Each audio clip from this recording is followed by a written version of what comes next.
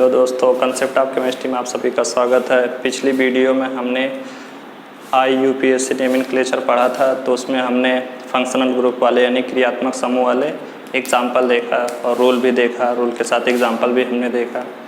अब हम पढ़ेंगे फंक्शनल ग्रुप वाले ही पढ़ेंगे, लेकिन अब किसी कंपाउंड में, किसी हाइड्रोकार्बन में ऐसा एग्जाम्पल हम लोग पढ़ेंगे कि एक से अधिक फंक्शनल ग्रुप अगर आ जाए किसी कंपाउंड में, यानी किसी हाइड्रोकार्बन में एक से अधिक फंक्शनल ग्रुप आ जाए। अभी इससे पहले तो हमने पढ़ा था कि एक ही फंक्शनल ग्रुप आता था तो हम नाम लिख देते थे आसानी से, और मैंने पिछली वीडियो में आप लोगों को प्रैक्टिस के लिए भी एक PDF दिया था, तो आई होप आप लोग सब कर लिए होंगे। आप किसी ने कमेंट में बताया नहीं कि मुझको ये प्रॉब्लम है, तो आई होप आप लोग कर लिए ही होंगे, आसान था।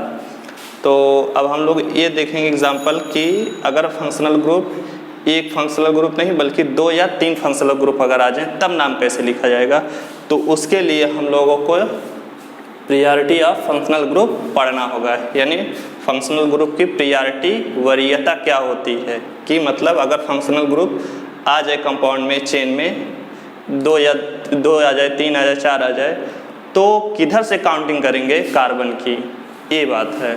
तो उसी के लिए बनाया गया प्रियॉरिटी ऑफ फंक्शनल ग्रुप, ठीक। जिसकी प्रियॉरिटी ज़्यादा होगी तो उसकी उधर से हम लोग काउंटिंग करेंगे कार्बन की, ठीक।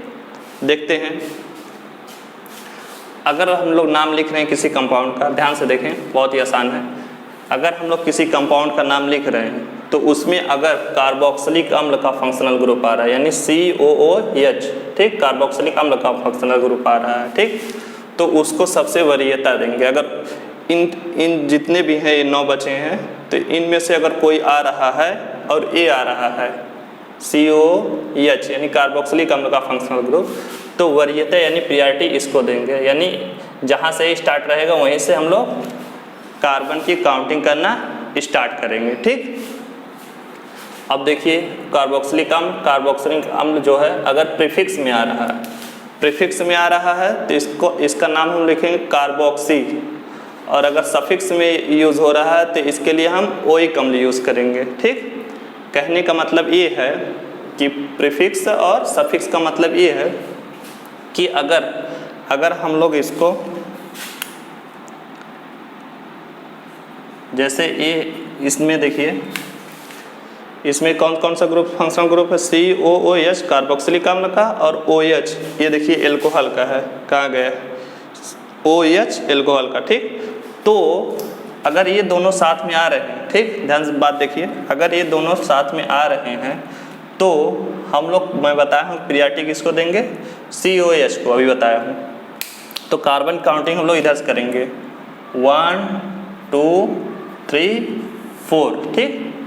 तो जो बच गया काउंटिंग करते समय देखिए ये बचा है, ठीक, ये बचा है। अब ये किसके रूप में रहेगा, ये प्रतिस्थापी के रूप में रहेगा, ठीक।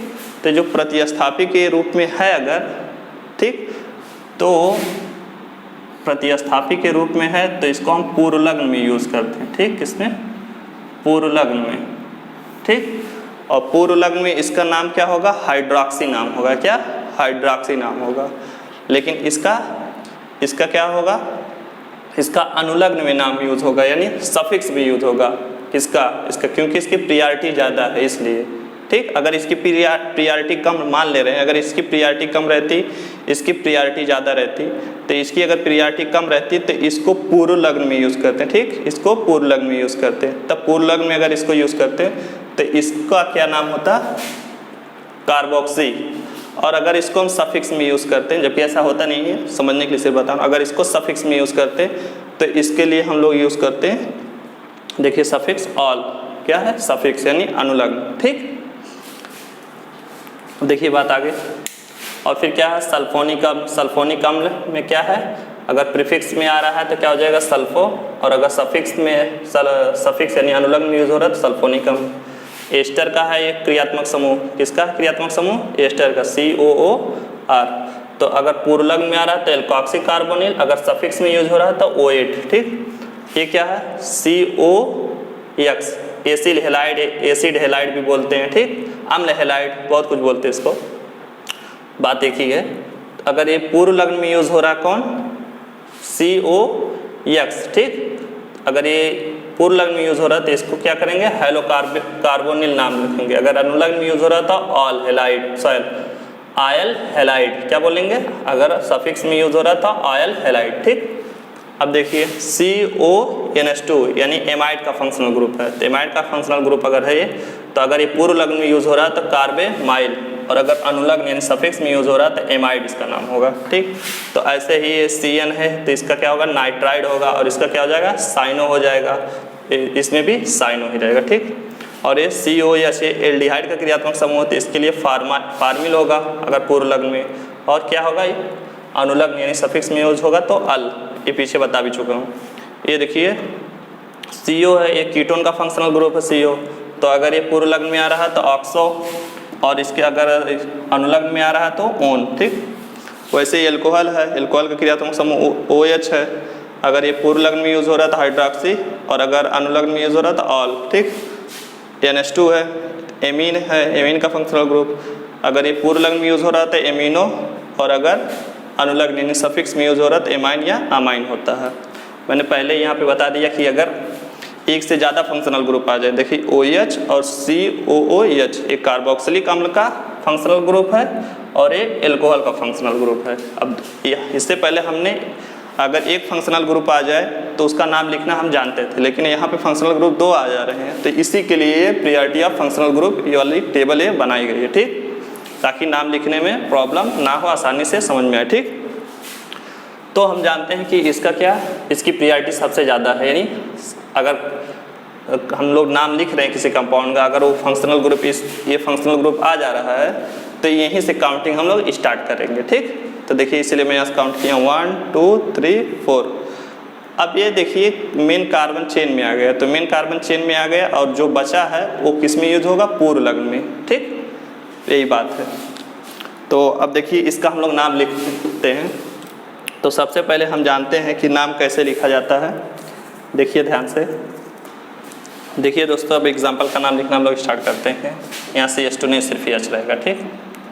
क्यों, क्योंकि कार्बन की वैलेंसी यानी संयोजकता 4 होती है, तो एक बांड यहाँ बना, एक बांड यहाँ, एक बांड यहाँ 3, और एक हाइड्रोजन 4, 4 ही बांड बनाता है। तो देखिए इसका नाम कैसे लिखते हैं। तो मैंने बताया कि प्रायोरिटी किसकी ज़्यादा, COH की, ठीक। तो COH की प्रायोरिटी, तो हमने काउंटिंग इधर से करना है 1 2 3 4, 4 कितने कार्बन है, 4, और जो बच गया ये काउंटिंग नहीं हुई, देखिए ये बच गया, ये किसके रूप में, प्रतिस्थापी, तो यानी पूर्व लग्न में यूज़ होगा। जब इसको पूर्व लग्न में यूज़ करेंगे, यहाँ देखिए पूर्व लग्न में OH कहाँ आ रहा है, एल्कोहल यहाँ पे आ रहा है, हाइड्रोक्सी तब यूज़ होगा, क्या होगा, हाइड्रोक्सी, ठीक। अगर अनुलग्न में यूज़ होता है, जैसे पीछे हमने यूज़ किया था, तो ऑल यूज़ करते हैं, ठीक। तो अब ये प्रतिस्थापी के रूप में आ रहा है, यानी किसके रूप में, पूर्व लग्न के रूप में, तो इसका क्या नाम होगा, हाइड्रोक्सी। लेकिन इसकी पोजीशन लिखनी होगी OH की, कौन सी पोजीशन में, 2, दूसरे पोजीशन में, तो 2 हाइड्रोक्सी, 2 हाइड्रोक्सी, ओके। अब देखिए, अब बात आती है कि मुख्य कार्बन श्रृंखला, मुख्य कार्बन श्रृंखला के नाम लिखेंगे तो कितने कार्बन है, 4, 4 के लिए क्या होता है, 4 के लिए होता है ब्यूट, क्या होता है, ब्यूट। और कार्बन कार्बन के बीच में कौन सा बांड है, सिंगल, तो क्या हो जाएगा, इन, ब्यूटीन, ठीक। लेकिन और ये जो लगा हुआ फंक्शनल ग्रुप COH, तो इसके लिए क्या होगा, सफिक्स अनुलग्न OE कम, देखिए COH कार्बोक्सिल कार्बन का फंक्शनल ग्रुप लगा हुआ है, पूर्व लग्न में रहता है कार्बोक्सी, लेकिन यहाँ का पूर्व लग्न में नहीं बल्कि किसमें है, अनुलग्न में, तो अनुलग्न में ये क्या होगा यूज, क्या नाम होगा इसका, ओइक अम्ल, ठीक, ब्यूटेनोइक अम्ल। लेकिन इसकी पोजीशन क्या है, फर्स्ट पोजीशन पे। तो मैंने बताया था कि अगर पहले ही कार्बन पे फंक्शनल ग्रुप लगा हुआ है, ये तो खुद ही कार्बन है, अगर फर्स्ट पोजीशन पर तो उसकी पोजीशन लिखना ज़रूरी नहीं होता, तो हम लिख भी सकते हैं, नहीं भी लिख सकते हैं, चलिए हम मान ले रहे हैं, हम लिख दे रहे हैं, ठीक। तो 2 हाइड्रोक्सी ब्यूटेन कौन सी पोजीशन पे फंक्शनल ग्रुप है, 1 और COH लगा है, तो इसके लिए क्या होगा, ओइक अम्ल, ठीक, ओइक अम्ल। पिछले एग्जाम्पल में मैंने सिर्फ एक एग्जाम्पल दिया था, तो उसमें सिर्फ ओइक लिखा था, तो ओइक नहीं, ओइक अम्ल होता है, ठीक, ओके। अब देखिए देखिए दोस्तों, अब नेक्स्ट एग्जांपल देखते हैं। तो मैंने बताया था क्या, COOH की जो प्रियॉरिटी होती है सबसे ज़्यादा होती है, यानी कार्बोक्सिलिक अम्ल की प्रियॉरिटी सबसे ज़्यादा होती है। तो देखिए इसमें कार्बोक्सिलिक अम्ल का फंक्शनल ग्रुप लगा हुआ, ठीक। तो इधर से हम काउंटिंग करेंगे, ठीक। काउंट, ये जो प्रियॉरिटी है, मतलब अगर ये आ रहा फंक्शनल ग्रुप तो इसकी प्रियॉरिटी ज़्यादा होने का मतलब कि यहीं से काउंटिंग स्टार्ट करेंगे, मतलब ये, ठीक। अब देखिए तो यहाँ से काउंटिंग करते हैं, ठीक। 1 2 3 4, कितने कार्बन? 4 कार्बन। लेकिन 2 और 3 पोजीशन क्या रहा? OH और यहाँ NH2, ठीक। तो यहाँ पे NH2 आ रहा है, OH। अब देखिए 3 फंक्शनल ग्रुप, एक ये COOH और OH और NH2। तो ये तो मान लीजिए हो गए इस प्रियॉरिटी में, तो हमने इस यहाँ से स्टार्ट कर दिया, हमने काउंटिंग कर ली कार्बन। लेकिन अभी 2 बच गए, अब ये 2 प्रतिस्थापी के रूप में हो गए, ठीक। तो यानी ये प्रीफिक्स पूर्व लग्न में यूज़ होंगे, ठीक। तो पूर्व लग्न में जो NH2 होता है इसका नाम होता है अमीनो, ठीक, एमिनो या अमीनो। और जो OH होता है इसका क्या नाम होता है? हाइड्रॉक्सी, ठीक।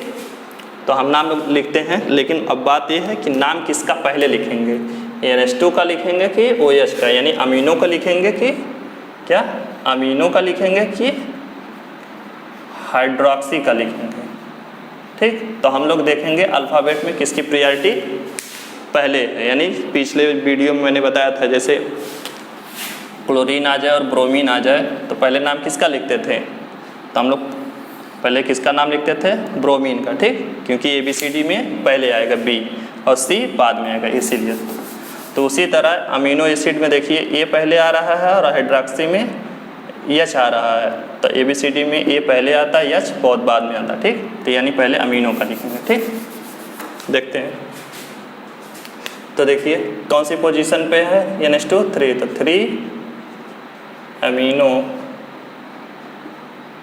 3 अमीनो और क्या है? 2 हाइड्रॉक्सी,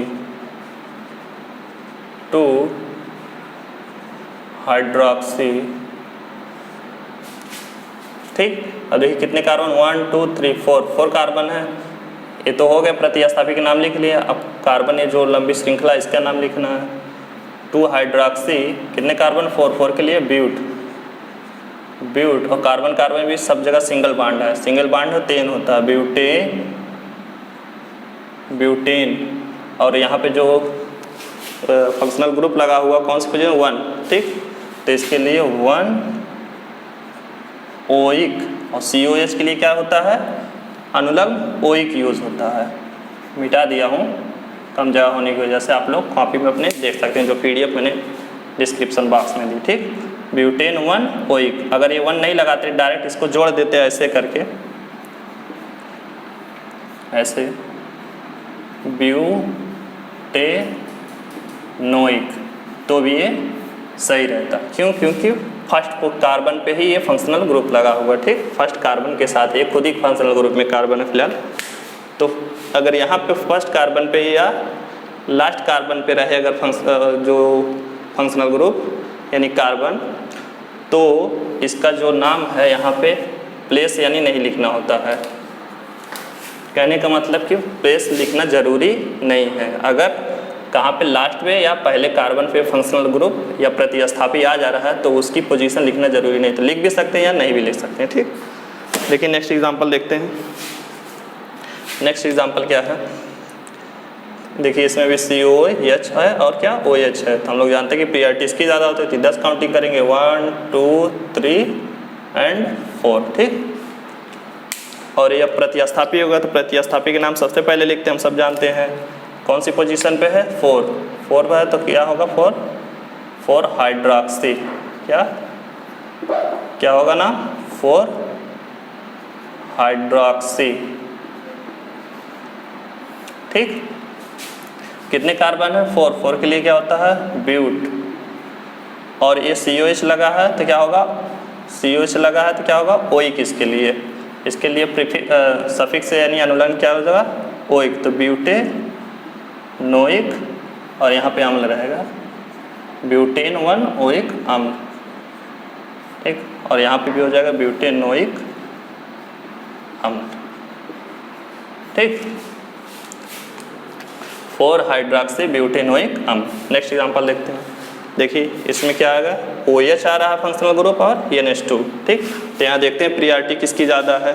NH2 एकदम नीचे आ रहा है, OH इसके जस्ट ऊपर आ जा रहा है, यानी पहले कौन आ रहा है, OH, यानी OH की प्रियॉरिटी ज़्यादा है और NH2 की कम है OH से। ठीक, तो जिसकी प्रियॉरिटी ज़्यादा होती है उधर से काउंटिंग कार्बन की हम लोग करेंगे, तो यानी इधर से करेंगे 1 2 3। ठीक, अब जो बच गया इधर से हमने काउंटिंग की है तो ये अनुलग्न में यूज़ होगा, लेकिन ये जो बच गया ये प्रतिस्थापी यानी किस में यूज़ होगा, इसका नाम किस में लिखेंगे हम लोग, प्रतिस्थापी का प्रीफिक्स में यानी पूर्व लग्न में। यानी ये क्या है, मैंने बताया था जब काउंटिंग करेंगे जो बचेगा वो क्या होगा, प्रतिस्थापी। ठीक, लेकिन इसकी प्रियॉरिटी ज़्यादा है तो इधर से हम लोग काउंटिंग करना स्टार्ट करेंगे। ठीक, लेकिन इसका जो नाम लिखेंगे इस फंक्शनल ग्रुप का, इसका प्रीफिक्स में यूज होगा यानी अनुलग्न में, इसका जो नाम होगा अनुलग्न वाला यूज होगा। ठीक, तो देखते हैं कौन सी पोजीशन पे है NH2, 3, तो 3 होगा।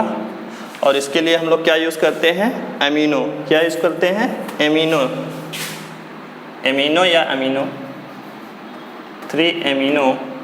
ठीक, 3 अमीनो CH2 CH2 CH2, यानी कितने कार्बन है, 3 के लिए क्या होता है, प्रोप।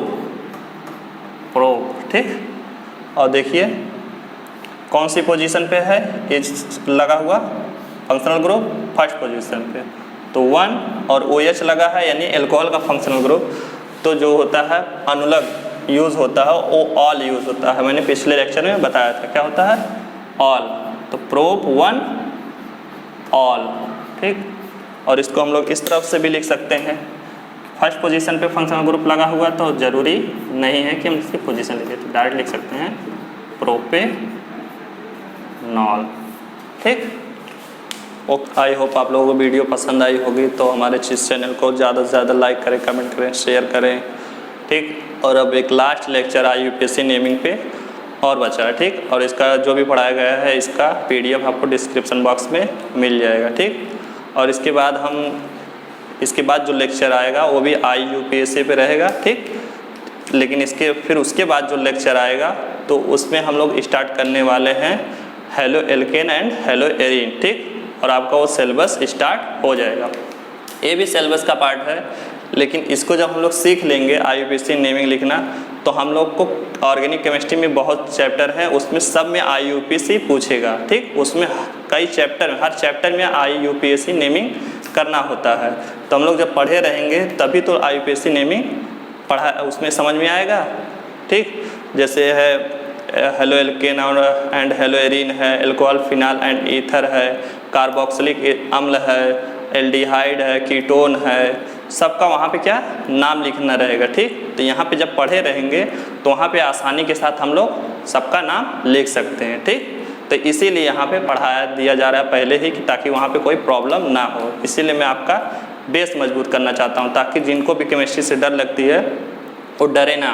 ठीक, आपको हर चीज़ समझ में आएगी। ठीक, बस आप लोग स्टेप वाइज लेक्चर को देखें, ये नहीं कि कहीं से आए उठा के एक लेक्चर 5वां लेक्चर देखने लगे, ऐसा नहीं। स्टेप वाइज आप लेक्चर देखें, आपको हर चीज़ समझ में आएगी। ठीक, तो आज के लिए बस इतना ही। Thanks for watching.